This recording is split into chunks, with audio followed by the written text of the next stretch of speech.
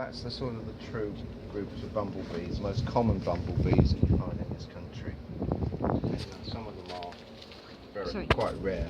The ones at the top are generally speaking the ones that you'll find most areas. It's the white-tailed ones, that one I think we probably should find there. We may find some of those. Even though its name is early bumblebee, you may find one or two of those around still, because when it's a late year, but equally well they do actually quite extend for quite a long time. Garden bumblebee, I doubt you will see that one up here, but you might do. And there are some of these carder bees.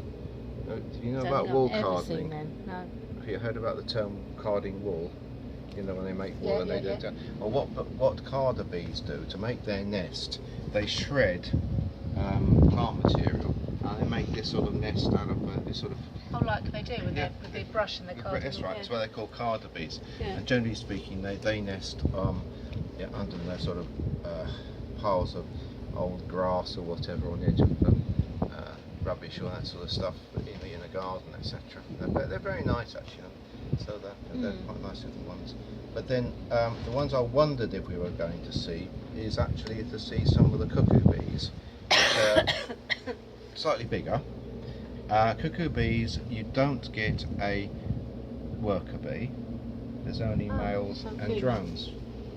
Drones and females. Yes, right. Drones and females. And because they don't actually have their own nest.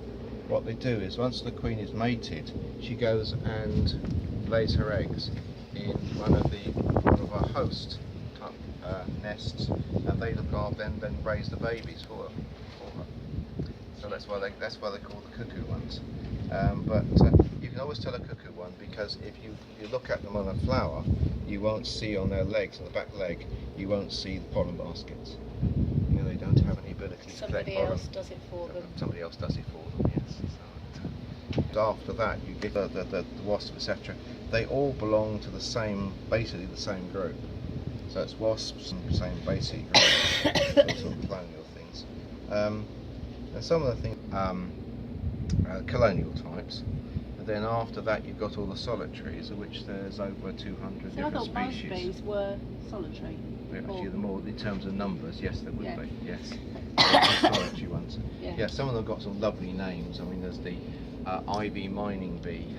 It's got absolutely nothing to do with ivy at all. It just is that the bee emerges at the time when the ivy is flowering, and because they come out of the ground, they mine holes in the ground to which they lay their eggs, which is why you get this funny term, mining. So that's where we get that from. But yeah, so they're quite a fascinating group of things. And there is an organisation called Bees and Wasps. What's it called now? Bees and Wasps. Bees, Wasps and Ants Recording Society, who have a massive website, and they log all the different types of the insects actually in this country. And they have some quite fascinating maps on their site actually showing the distribution of things and when they've come in and that sort of thing.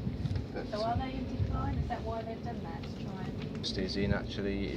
just in insects, and they're not doing it because of decline or anything like that, but they're just looking to see what's happening. And whereas some bees, etc., are in decline, other ones are coming in and replacing them.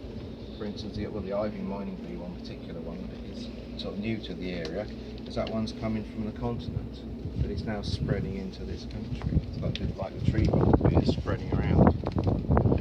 The one thing, of course, we don't want to spread around is this Asian hornet thing.